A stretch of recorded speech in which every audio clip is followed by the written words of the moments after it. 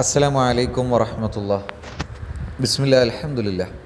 റസൂലുള്ളാഹി സ്വല്ലല്ലാഹു അലൈഹി വസല്ലം പഠിപ്പിക്കുന്നു, ഉദ്ദിബത് ഇംറഅത്തുൻ ഫീ ഹിർറത്തിൻ റബതത്ഹാ ഹത്താ മാതത്. ഒരു സ്ത്രീ ശിക്ഷിക്കപ്പെട്ടു.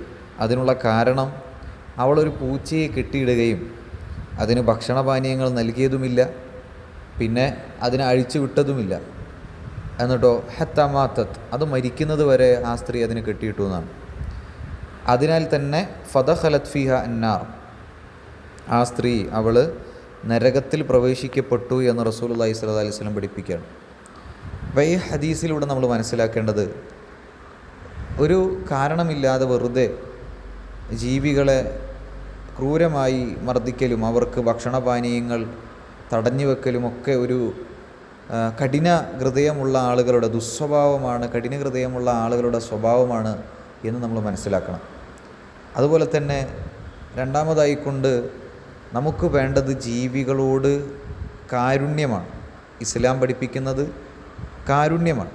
അപ്പോൾ കാരുണ്യം നമുക്ക് ആ ജീവികളോട് കാണിക്കുവാൻ സാധിക്കേണ്ടതുണ്ട്. ജീവികളെ ആവശ്യമില്ലാതെ അതിനെ ഉപദ്രവിക്കുന്ന ഒരവസ്ഥ ഒരു വിശ്വാസിയിൽ നിന്ന് ഉണ്ടാകാൻ പാടില്ല എന്ന് ഈ ഹദീസിലൂടെ നമ്മൾ മനസ്സിലാക്കേണ്ടതുണ്ട്. അള്ളാഹു നമ്മെ സഹായിക്കുമാറാകട്ടെ. അസ്സലാമു അലൈക്കും വറഹ്മത്തുള്ളാഹി.